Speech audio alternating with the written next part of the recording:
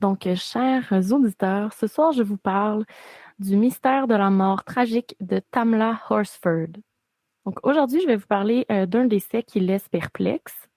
Celui-ci s'est passé dans des circonstances très étranges dans la nuit du 3 novembre 2018.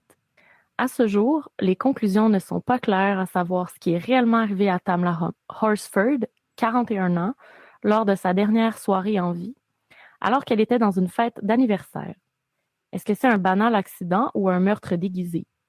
Personne n'a la réponse et la famille continue aujourd'hui de se battre pour avoir des réponses. Petit historique et contexte. Donc, on n'a pas trop d'informations à propos de la vie de Tamla Horsford. On sait qu'elle est née sous le nom de Tamla Saint-Jour le 10 octobre 1978 à Kingstown, dans Saint-Vincent et les Grenadines, c'est dans les Antilles. Donc, sa famille a immigré aux États-Unis dans le Bronx étant à New York, en 1989. Elle avait 11 ans. Par la suite, elle a rencontré son mari, Leander Horsford, à l'âge de 24 ans. Celui-ci avait déjà une fille d'une union précédente. Et ensemble, ils ont élevé 5 autres enfants, qui sont tous des garçons. En 2018, au moment de son décès, le plus jeune avait 4 ans et la première fille de Leander attendait un enfant. Donc, ils étaient très heureux tous les deux d'être bientôt grands-parents. Donc, c'est sûr que c'est des jeunes grands-parents, mais quand même. La famille Horsford réside depuis 2013 à Cumming, dans le comté de Forsyth, en Georgie. Ils ont déménagé du Bronx pour le travail de Leander.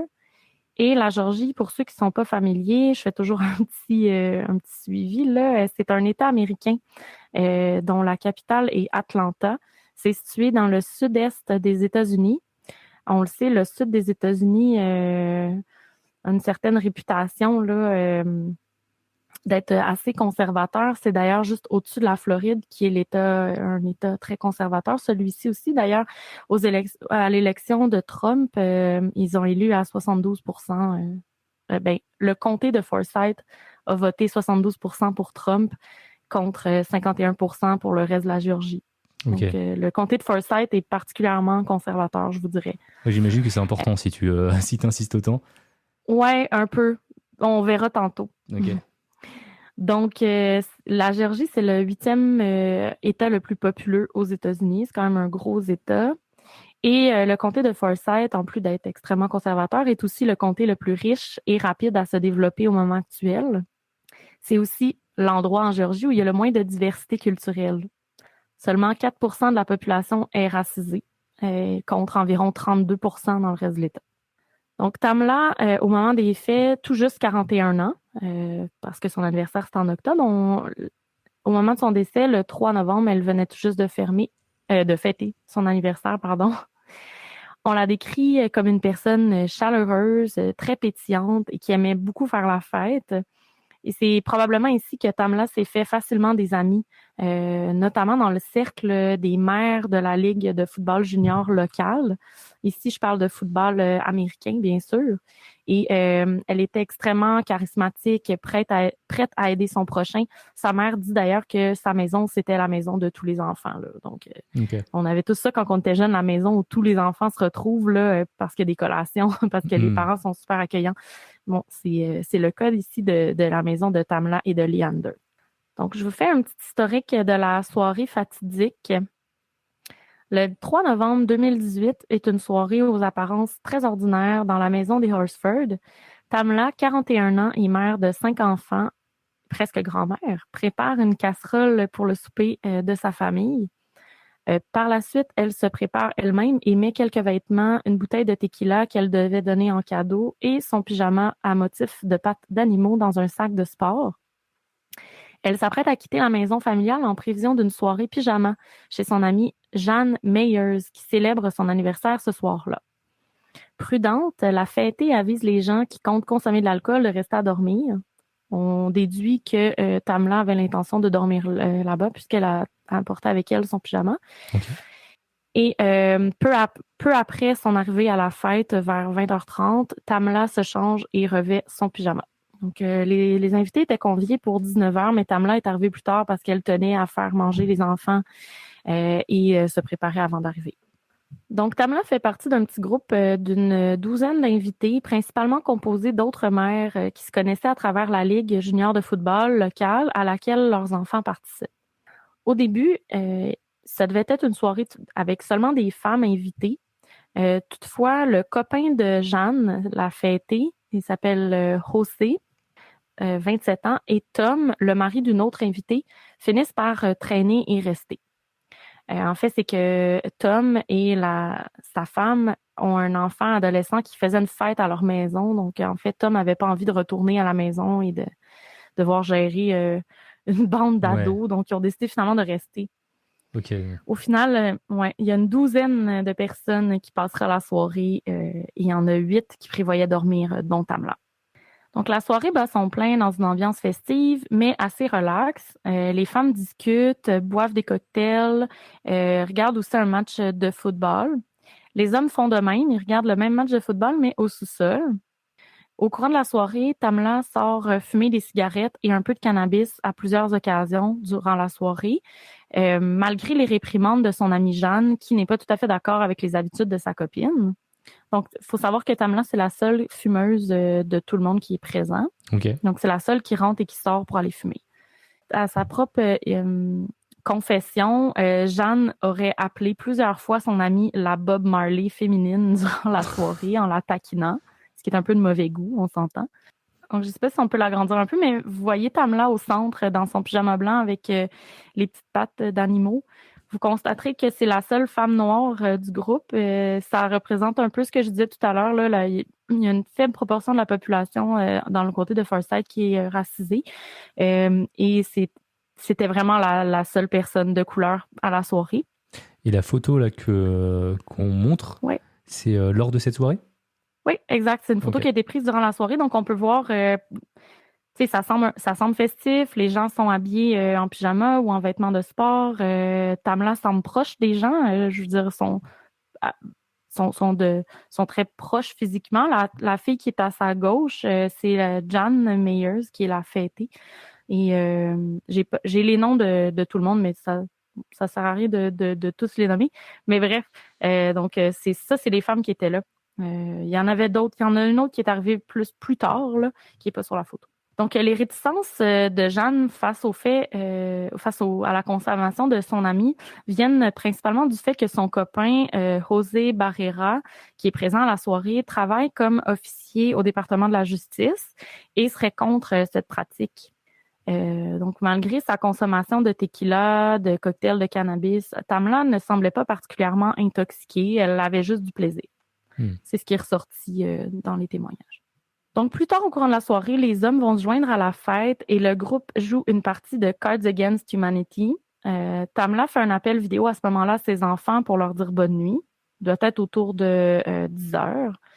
Donc, plusieurs photos et vidéos seront prises durant la soirée. On voit bien la complicité entre les femmes et l'ambiance est festive. Tamla est tout sourire, les autres aussi, comme l'indique la photo. Vers 11h30, certaines invitées qui prévoyaient pas dormir sur place se sont mis à quitter une par une. Ceux qui restaient sur place sont allés successivement au lit entre 11h30 et 1h30 du matin. À 7h à 1h30, je veux dire, Jeanne et José, qui sont les autres de la soirée, sont allés se coucher. Les seules personnes restantes sont Tamla et une certaine Bridget, qui ne restait pas dormir, mais son mari est venu la chercher à 1h47 du matin. Okay. Donc, à ce moment-là, Tamla est en train de manger un bol de soupe gumbo et elle a dit à Bridget qu'elle prévoyait aller fumer une dernière cigarette dehors avant de se mettre au lit. Donc, effectivement, le système de sécurité montre que la porte s'est ouverte, fermée et réouverte pour une dernière fois à 1h57, ce qui pourrait concorder avec une pause cigarette. Par contre, vous noterez que elle n'est pas refermée, la porte. Elle ne s'est jamais refermée. Donc, ça est ouvert, fermé et réouvert. Ouvert, fermé, ouvert. Attends, je comprends pas. Ouais. Donc, la porte s'est ouverte et refermée. Donc, ça indique qu'elle est sortie dehors et qu'elle a refermé la porte derrière elle. OK. Et la porte s'est réouverte, mais elle n'a pas été refermée. OK. À 1h57. Donc, est-ce que c'est quelqu'un qui est sorti et qui n'a pas refermé la porte? Ou c'est elle qui a tenté d'ouvrir la porte et qui ne l'a jamais refermée? Ou alors elle serait rentrée avec quelqu'un un peu de force et n'ont pas fermé la porte ou... On ne sait pas. Okay. Ça, c'est sûr que c'est vraiment difficile de dire ça. Donc, à noter que le système d'alarme enregistre aussi le garage qui s'ouvre et se ferme entre 1h30 et 1h40, mais personne ne sait pourquoi. Et Bridget sera supposément la dernière à voir Tamla vivante. Donc, le matin du 4 novembre, le lendemain c'est pas le lendemain, en fait, c'est plus tard dans la nuit, vers 8h45 du matin, la tante de Jan Mayers, qui réside dans la maison, elle s'appelle Madeleine Lombardi, elle se rend dans la cuisine pour préparer son café matinal. Donc, elle va voir par la fenêtre quelque chose de blanc dans le gazon. Et en s'approchant, elle constate qu'il s'agit de Tamla, qui est face contre terre, étendue de tout son long dans une position assez étrange. Je vais vous la décrire tout à l'heure, la position. Donc, elle ne bouge vraisemblablement pas. Elle ne semble pas respirer non plus. Donc, rapidement, elle va faire une prière et elle va monter informer Jeanne et José que quelque chose cloche avec son amie des îles. Ah là là là là. Oui, Ok. oui, elle a dit ça. Elle a dit ça. Bien que Tamla soit arrivée aux États-Unis à 11 ans, c'est toujours comme ça qu'elle est décrite. C'est un peu bof. Ouais, c'est là qu'on reconnaît effectivement l'État, comme tu décrivais tout à l'heure. Mais c'est comme de l'espèce de racisme sous-jacent. C'est pas direct, mais c'est juste comme empreint de... En fait, c'est ancré. Donc, ouais. ils s'en rendent pas compte. Ouais, c'est vraiment... c'est comme dit à la légère, là, mais en même temps, bon, c'est une vieille dame. J'imagine qu'il y a quelque chose d'un peu générationnel là-dedans, mais en même temps, j'ai le goût de dire qu'il y a quelque chose de culturel là-dedans aussi. Ouais. Mm-hmm. Ouais, Dans le chat, ça s'enflamme. Je savais que ça ferait réagir un peu les gens, mais même moi, j'ai un peu roulé des yeux en lisant ça. Là. Donc, effectivement, racisme normalisé, racisme ordinaire. C'est tout à fait ça. Et qui choque personne là-bas, j'imagine, quoi. Ben, c'est comme le truc de Bob Marley, la Bob Marley féminine. C'est pas nécessaire de la comparer. Ouais. En tout cas, je trouve juste que c'est d'apparence une blague, mais en fait, ça sert à personne. Mais du coup, elle devait entendre des trucs comme ça à longueur de journée, quoi. Ben, probablement. Donc, évidemment, bon, Jean et José descendent, constatent bien que quelque chose cloche avec Tamla et ils vont loger un appel au 911 un peu avant 9h. Donc, l'appel, on va vous le mettre dans la description de l'épisode parce qu'il dure une dizaine de minutes. Donc, vous pourrez l'écouter en entier, mais vous verrez que personne ne semble paniquer. C'est vraiment un appel bizarre. Ah oui? Ouais, c'est vraiment un appel bizarre. Au début, c'est Jeanne qui parle. Puis elle fait juste décrire son amie en disant qu'elle ne bouge pas puis qu'elle est raide. Dans le sens, en anglais, c'est stiff, là. C'est comme ça je sais pas si je dis raide ou rigide, tu sais, rigidité cadavérique, là, mais bref, elle bouge pas puis elle semble pas, il y a rien qui bouge. Et là, il va avoir la répondante du 911 qui demande plusieurs fois, est-ce qu'elle respire? Est-ce qu'elle semble vivante? Pouvez-vous vérifier, s'il vous plaît? Puis il fait juste, là, finalement, elle passe le combiné à José qui parle avec une espèce de... Il est tellement détaché, là, c'est vraiment spécial. Tu sais, je sais pas vous, mais moi, si quelqu'un, une de mes amies, meurt chez moi sur mon terrain, je vais être en grosse panique, là. Mais en vrai, tu sais pas trop. Tu sais pas comment tu réagirais. Tu vois, c'est un cas tellement... déjà, j'espère que ça t'arrivera jamais, déjà. Ben, j'espère. Mais tu vois, je pense pas qu'on puisse prévoir notre réaction à un événement. Mais c'est vraiment spécial. Puis tu sais, José, je vais en reparler tantôt, mais il passe tout l'appel à essayer d'hypothéser qu'est-ce qui s'est passé. Ben, peut-être que elle a fait ci. Ben, peut-être qu'elle a fait ça. Tu sais, au lieu de juste répondre aux questions de la répondante qui lui demande de vérifier si elle respire, de vérifier si elle est correcte, tout ce qu'il répond, c'est she's stiff. Ouais. Elle est rigide, disons.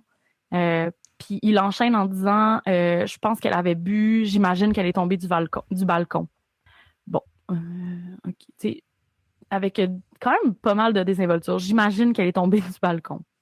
Donc, en effet, la maison comportait 2 étages avec un balcon qui possède une rambarde d'environ 1,10 m et le corps se trouvait sous le balcon. Donc, à l'arrivée des secours, ils constatent le décès et emmènent Tamla à la morgue dans un sac noir pour y être autopsiée. À ce moment, la seule hypothèse des corps de police est l'accident. Aucune autre hypothèse n'est considérée. Donc, elle serait tombée du 2e étage. Il y a une enquête qui dure environ 4 mois. Et le comté de Forsyth détermine que la cause de la mort est accidentelle. Donc, pendant un bref instant, ils ont pensé elle se serait peut-être enfargé les pieds dans l'espèce de rebord en bois que vous voyez. Ça c'est au rez-de-chaussée, là. Oui. OK? C'est la vue un peu que la tante a eue de sa cuisine. Donc, elle se serait peut-être enfargé les pieds dans le petit rebord en bois et serait tombée face contre terre. Donc, le rapport du légiste suggère une intoxication à l'alcool. Le taux dans son sang est de 0,23. Donc, C'est il pas y a aussi du grand-chose. THC. Ouais, c'est environ 3 fois la limite permise pour conduire. Je me rends pas compte. Tu veux dire elle peut pas conduire en fait. Elle a 3 fois de trop pour conduire. Oui. Ok. En fait, la limite pour conduire, ils l'ont descendu. En fait, la limite pour conduire, c'est 0,08 dans le sang. Ok, OK. alors, je sais pas en France combien c'est. Si dans le chat vous le savez. Ah bah oui, effectivement, déjà, y a Petit Ewok qui dit c'est en pourcentage au Canada et nous c'est en grammes par litre. Oui, Donc c'est ça. Ouais, c'est pour ça quand tu me disais 0,25, je disais normalement ça va quoi. Mais effectivement, on n'est pas sur la même échelle. Non, puis c'est à peu près comme c'est à peu près 3 fois ce que tu aurais le droit de consommer pour conduire, pour vous donner une échelle. Ouais, voilà. Ok. Puis il y a aussi du THC qui est présent dans son sang, mais rien d'autre. Ok. Donc, ce niveau d'intoxication-là, c'est assez élevé. Puis ça peut être associé à des symptômes comme des pertes de mémoire, des pertes de coordination ou des vomissements. Donc, bon, ça a été un facteur qui a contribué à dire que c'était un accident puis qu'elles étaient peut-être tombées ou qu'elle avait peut-être essayé de monter sur la rambarde, qu'elle serait tombée. Donc, en plus de ça, dans le rapport du légiste, on note des traumas à la tête, écoutez bien ça, des traumas à la tête, des égratignures sur le corps qui pourraient être cohérents avec une chute. Ouais. Donc, il y a aussi une cigarette neuve et un briquet qui étaient sur le balcon. Et selon les alertes du système, eux, ils ont compris qu'elle serait allée dehors vers 1h57, soit la deuxième fois que la porte s'est ouverte. Ok. Et serait tombée en bas sans refermer la porte. Ouais, d'où comme tu disais, la porte qui se referme pas quoi. Ouais. Donc, ça l'a ouvert à 1h47, ça l'a refermé à 1h47, mais ça l'a réouvert à 1h57, puis eux, ils disent que c'est à 1h57 qu'elle serait sortie. Mais bon, on ne sait pas. Donc, José Barrera a dit à ce moment-là à la police qu'il y avait une caméra de sécurité qui existait pour l'arrière de la maison. Il en a même parlé durant l'appel au 911.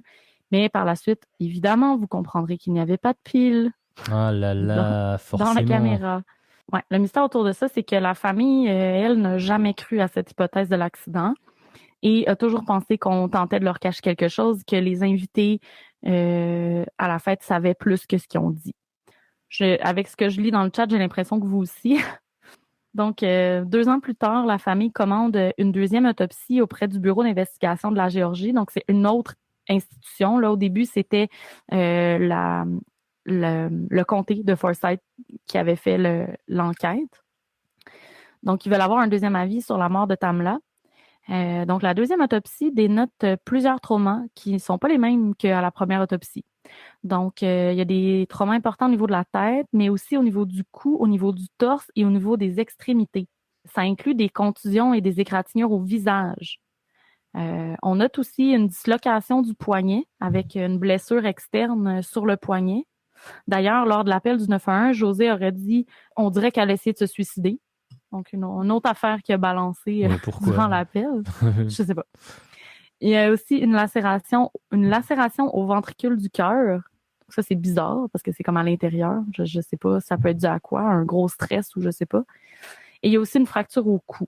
Moi, je suis pas infirmière, mais s'il y a quelqu'un dans le chat qui travaille en santé, dites-nous qu'est-ce qui peut causer une lacération au ventricule du cœur. On ne sait pas à quelle heure elle est morte. On sait qu'elle est sortie à 1h57.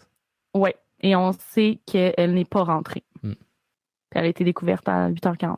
Il y a Raven qui dit elles se sont battues. C'est aussi le résultat de la deuxième autopsie le laisse pas mal à penser, je trouve. Oui, exactement. Donc, on commence franchement à douter qu'une chute, que ce soit d'en bas sur la photo, c'est encore moins crédible, ou d'en haut.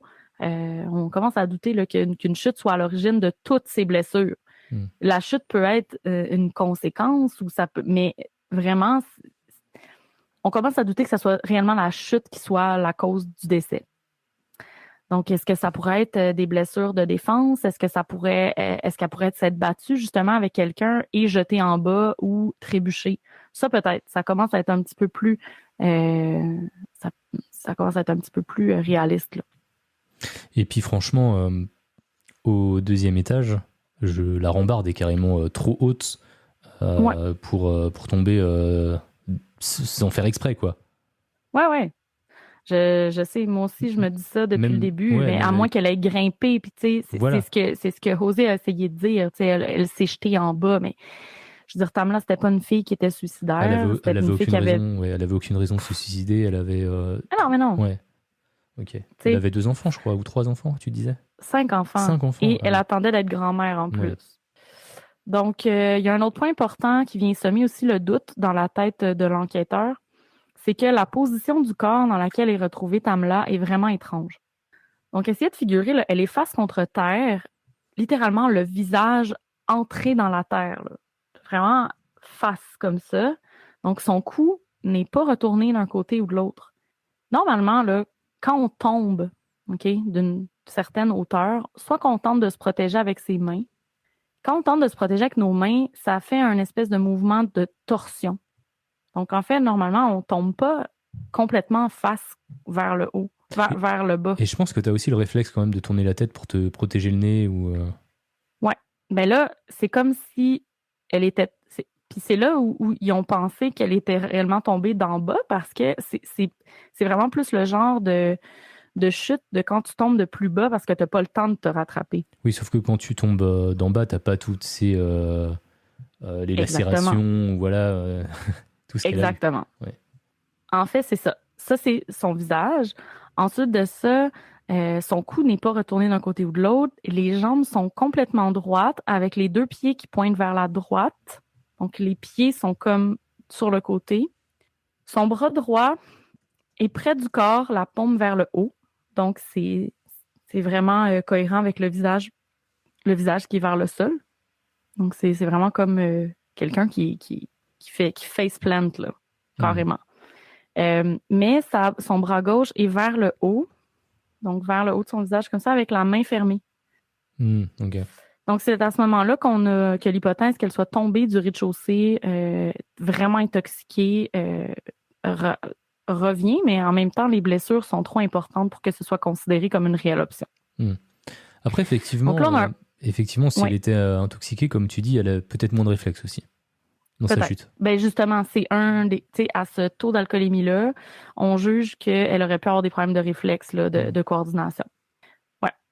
Donc là, on a un problème parce que la scène de crime, ça n'a jamais été une scène de crime. Ah oui. Ça n'a jamais été considéré comme une scène de crime. Elle était déjà morte à l'arrivée des secours, puis on a toujours pensé que c'était un accident. Donc, la scène n'a pas été sécurisée. On n'a pas relevé d'empreintes. Il n'y a pas eu d'examen pour Oh là agression là. sexuelle. Ils n'ont rien regardé en dessous des ongles, ce qui est généralement fait là, pour prélever de l'ADN. La bouteille d'alcool n'a pas été testée pour voir s'il y avait eu du GHB dedans. Donc, on n'a jamais fait d'enquête. Mais là, c'est 2 ans plus tard. Donc, qu'est-ce qu'on veut? On peut plus refaire l'enquête, là. On a juste les résultats d'autopsie qui sont louches. Pour la famille, ça a toujours été considéré comme une paresse de la part des policiers. Ouais, ou du Comme s'ils racisme. n'avaient pas voulu faire l'enquête. Vous voyez où je m'en viens, mais la famille a toujours considéré qu'on n'aurait pas traité le cas de la même façon si la victime n'avait pas été noire. Donc, le mouvement Black Lives Matter a d'ailleurs repris cette histoire. La famille tente toujours de rouvrir le cas auprès du FBI, d'avoir une enquête indépendante aussi. Puis il y a des artistes comme T.I., 50 Cent, Gabrielle Union et Kim Kardashian qui se sont emparés du cas et tentent de faire connaître les droits des personnes noires aux États-Unis et la mort de Tamla. Ils ont fait une pétition sur change.org où ils ont récolté plus de 600 000 signatures et leur position par rapport au cas, c'est que Tamla aurait été victime d'un crime et que la police fait tout pour l'ignorer. Bon, je ne veux pas partir de débat ou quoi que ce soit, mais... en tout cas, on peut pas le savoir tant que la police n'a pas fait son travail dans tous les cas, quoi. Là, on peut pas dire que la police a réellement fait son travail. Ben, c'est juste le fait de ne pas considérer d'autres hypothèses que l'accident. Pour moi, c'est un peu... Clairement. de la négligence. Ouais. Tu sais. est-ce qu'elle est morte avant de tomber du balcon suite à une altercation? Est-ce qu'elle est morte en tombant? Qui voudrait tenter de camoufler un crime? Qui a fait ça? Qui est responsable et qui est au courant d'informations? Il y a plusieurs personnes qui pensent que, par exemple, José Barrera serait impliqué. Je vous explique un peu pourquoi. Donc, il y a plusieurs faits étranges qui concernent la soirée, qui viennent un peu brouiller les cartes. Puis, il y a plein d'autres hypothèses que je vous mettrai des liens que vous pourrez aller lire. Je voulais pas toutes les dire parce que j'en aurais pour vraiment longtemps. Mais bon, selon le témoignage des autres personnes, elle semblait vraiment OK. OK? Donc, je sais qu'il y avait 3 fois le taux d'alcoolémie dans son sang, mais apparemment, c'était quand même une bonne buveuse. Et selon les autres, ça y en prenait quand même beaucoup pour être paf, là. Elle tenait bien l'alcool, quoi. Ouais, c'est ça, pour le dire comme ça. Puis elle semblait vraiment OK. Elle avait pas un discours incohérent, elle titubait pas. Donc, ça enlève un peu de crédibilité à la thèse qu'elle était super intoxiquée puis qu'elle s'est jetée en bas, là. Pas eu ça serait vraiment étonnant là, qu'elle ait eu une genre de psychose d'intoxication, là. On n'est pas là du tout. Donc, après l'autopsie, après l'enquête, il y a une des filles qui était présente à la soirée qui a essayé tous les scénarios dans lesquels on pouvait essayer de passer par-dessus la rambarde pour voir si c'était possible. Elle dit qu'elle ne comprend pas comment elle aurait pu tomber. Elle ne croit pas du tout qu'elle soit tombée. Là, apparemment, c'est vraiment impossible de passer par-dessus volontairement sans... c'est involontairement tomber en bas, là, ça se peut pas. Oui, oui. Il aurait fallu qu'elle veuille ou que quelqu'un la mette en bas. OK. Donc, j'arrive sur José Barrera, qui est le chum de Jane Mayer, qui était la fêtée, on se rappelle. Donc, lui, il a déjà travaillé comme agent de probation pour le comté et au moment du drame, il était agent qu'on appelle pré-procès. Donc, j'imagine qu'il faisait de l'analyse de dossiers ou de la consolidation de dossiers avant les procès. C'est un espèce de poste civil au département de la justice. Donc, on a appris qu'il a été mis à la porte de son emploi après avoir tenté de consulter plus d'une dizaine de fois le dossier de police de Tamla, auquel il n'y avait pas accès. Donc, ça, c'est sûr, les gens sont assez sceptiques des raisons. Il n'a jamais dit pourquoi il avait tenté de consulter le dossier. C'est vraiment bizarre, là. En plus que durant l'appel au 911, il n'arrête pas d'essayer de mettre des hypothèses plus farfelues les unes que les autres. L'enquête n'est même pas commencée, là. On parle au 911, là. Qu'est-ce que tu fais à essayer de trouver des idées de comment qu'elle s'est rendue là? C'est vraiment spécial. Il cherchait à se couvrir dès le départ, quoi. Bon, on dirait, puis il fait beaucoup d'inférences, là. C'est vraiment bizarre. Vous irez l'écouter. Il y a aussi le fait que les témoignages des 12 personnes se contredisent ou ne sont pas cohérents. Il y en a plusieurs qui semblent mal à l'aise lors de leur témoignage, mais pas tristes. Il y a pas comme personne qui pleure sa mort, là. C'est vraiment spécial. Il y a un réel désintérêt aussi de la police. En effet, là, ça a été vraiment long avant qu'ils interrogent les amis. À ce moment-là, il a demandé des photos de la soirée, puis il y en a plein déjà que soit qu'ils avaient pu. Ensuite de ça, lorsqu'ils ont refait l'enquête 2 ans plus tard, il y en a plein qui avaient changé de téléphone, il n'y avait plus les photos, il n'y avait plus les messages. T'sais, ils ont vraiment pas fait le travail en profondeur. Il n'a pas demandé à ce moment-là de voir. Ça, c'est la première enquête. Considérant que pour eux, c'était sûr que c'est un accident, ils n'ont pas enquêté plus loin. Ils n'ont pas demandé à voir des échanges textos, des photos et autres. Puis les questions qui sont dans les témoignages indiquent lui était tellement certain que c'était un accident, il n'arrêtait pas de demander des questions par rapport à la consommation d'alcool de Tamla. Ben ouais. Combien qu'elle a bu, combien de fois qu'elle est sortie fumer du cannabis, est-ce qu'elle marchait droit, il posait pas de questions par rapport au comportement des autres gens, c'est ça, qui était où, quand. Il n'y avait jamais eu de vrai interrogatoire bien complet. Non. Ils étaient directement biaisés par leur avis, quoi. Tout à fait. Puis il était comme un peu, il creusait pas non plus de réponses. Puis il y a quelque chose de vraiment weird, c'est quand Meyers a eu son interrogatoire, donc la Jane, là, la fêtée, elle a apporté des cartes cadeaux de Dunkin' Donuts aux policiers. OK. Ça sonne comme, essayer d'être gentil, puis comme ton ami vient de mourir, là, qu'est-ce que tu fais? Bref. Ça fait limite pot de vin, franchement. Ben, un peu, tu sais. Puis, au moment actuel, ben, ça fait 5 ans. La famille est toujours en train d'essayer de réouvrir l'enquête, qu'il y ait autre chose qui soit fait. Vraiment, personne n'est convaincu que ce soit ça. Puis personne n'a été accusé, personne n'a été interrogé, puis ça en est au même point.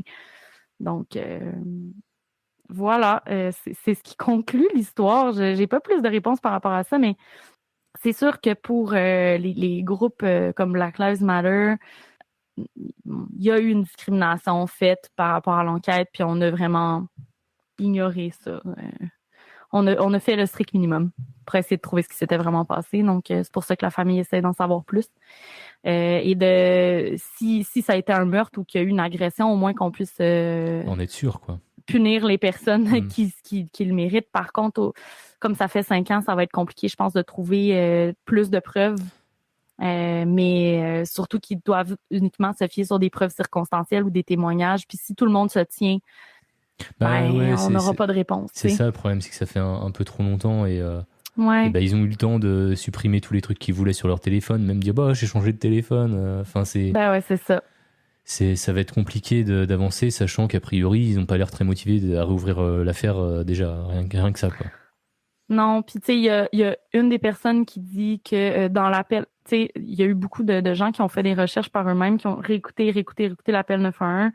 Puis apparemment, à un moment, pendant l'appel, on entend comme en background qui dit qu'il aurait touché les fesses. Fait que tu sais, il y en a qui pensent que Rosée serait sortie pendant qu'elle fumait, aurait tenté de l'agresser, elle se serait débattue, il se serait battu, puis elle aurait fini en bas du balcon. C'est la théorie qui circule, impliquant Rosée, qui peut-être que sa femme ou sa blonde était au courant, peut-être que non, mais clairement, elle tente de faire tout pour pas que ça pointe vers lui, tu sais. En même temps, moi, si j'apprenais que mon chum avait essayé de toucher mon ami, je suis pas certaine que j'essaierais de le défendre, mais bon, chacun fait ce qu'il veut, là. Ouais. Après, s'ils étaient nombreux, il y en a peut-être qui se sentent la conscience pas tranquille et qui finiront par parler. C'est le seul truc qui pourrait faire avancer l'enquête, en fait. Voilà. Je sais pas qu'est-ce que vous en pensez, si vous avez d'autres théories, qu'est-ce que vous avez à en dire, mais en tout cas, dans la description de l'émission, on va vous mettre le lien vers l'appel 911 et un article du Rolling Stone qui fait vraiment état de toutes les hypothèses qui ont été proposées. Ouais. Moi, j'en pense que c'est quand même vraiment dommage. On sent qu'on est passé à côté de quelque chose, tu vois. Déjà, la caméra qui a plus de piles, tu sens qu'il y a des trucs à cacher, quoi.